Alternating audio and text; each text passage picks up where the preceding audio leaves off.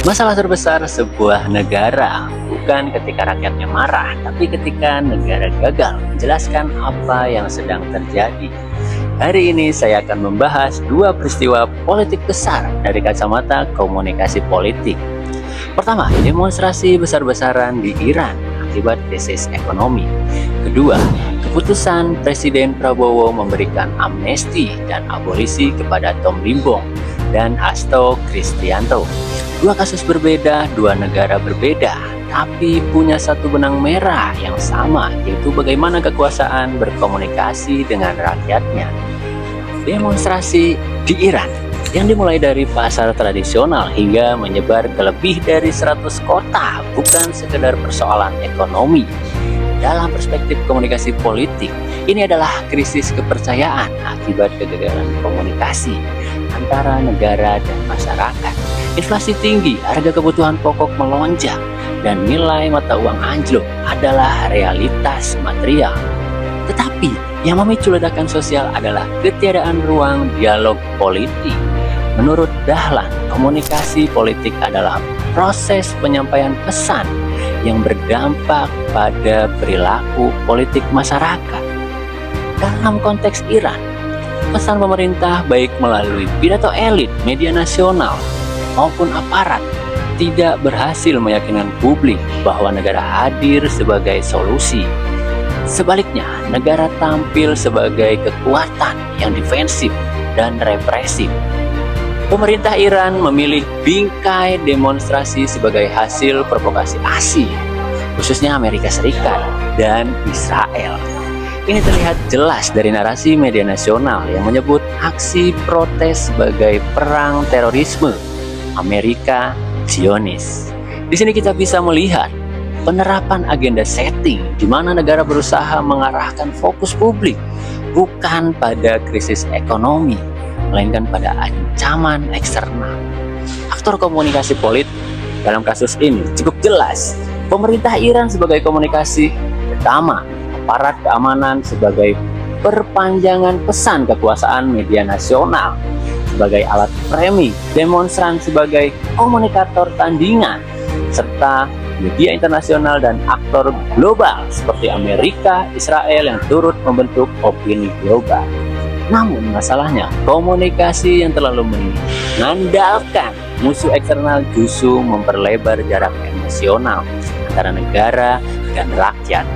Ketika pengalaman hidup rakyat bertabrakan dengan narasi resmi negara, maka legitimasi komunikasi politik mulai runtuh. Nah, jika saya berada dalam posisi pemerintah Iran, langkah pertama yang harus dilakukan bukan menambah aparat, melainkan mengubah strategi komunikasi politik. Negara perlu membuka ruang dialog publik, menyampaikan kondisi ekonomi secara jujur, dan mengakui penderitaan rakyat sebagai realitas, bukan ancaman. Menurut Brian, legitimasi politik dibangun melalui komunikasi yang persuasif dan dipercaya, bukan melalui ketakutan. Tanpa perubahan pendekatan komunikasi kebijakan ekonomi, sebaik apapun, tidak akan sampai sebagai solusi di mata rakyat. Jika di Iran, negara menjawab krisis dengan gas air mata, generasi musuh asing, maka di Indonesia negara menjawab konflik politik dengan pengampunan. Bentuknya berbeda, tapi pertanyaan yang sama. Siapa sebetulnya yang sedang dikomunikasikan negara? Rakyat atau elit? Pemberian abolisi kepada Tom Limbong dan amnesti kepada Hasto Kristianto oleh Presiden Prabowo bukan hanya keputusan hukum, tetapi komunikasi politik yang tingkat tinggi. Dalam perspektif komunikasi politik, kebijakan publik selalu membawa makna simbolik.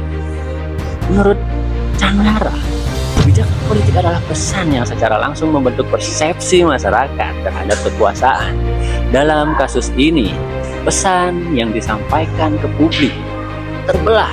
Di satu sisi, pemerintah ingin menyampaikan pesan stabilitas dan rekonsiliasi politik pasca transisi kekuasaan. Namun di sisi lain, publik menangkap sinyal ketimpangan daripada keadilan. Pakar hukum dari UGM menyebut bahwa amnesti dan abolisi sejatinya adalah bahasa politik. bukan semata-mata hukum. Biasanya digunakan dalam konteks konflik politik, konflik besar, atau rekonsiliasi nasional. Persoalannya adalah publik mempertanyakan urgensi dan parameter pemberian pengampunan ini, terutama karena menyangkut kasus korupsi. Nah, aktor komunikasi politik di sini meliputi presiden sebagai pengambil keputusan, DPR sebagai institusi yang memberi legitimasi elit partai politik, media massa sebagai pemberitai opini, serta akademisi dan masyarakat sipil. Itu adalah penafsir kebijakan. Jika ditanya apakah keputusan ini tepat, secara politik jangka pendek mungkin iya, karena mampu meredam konflik elit dan menata ulang peta kekuasaan. Namun secara komunikasi politik jangka panjang, resikonya cukup besar, dan dampak buruknya adalah menurunnya kepercayaan publik terhadap konsistensi penegakan hukum. Dalam teori spiral of silence, publik yang kritis bisa memilih diam karena merasa suara keadilannya kalah oleh kepentingan elit. Nah, jika negara tidak mampu menjelaskan secara transparan alasan kebijakan ini kepada publik, maka pesan yang tertanam bukan rekonsiliasi, melainkan kompromi kekuasaan.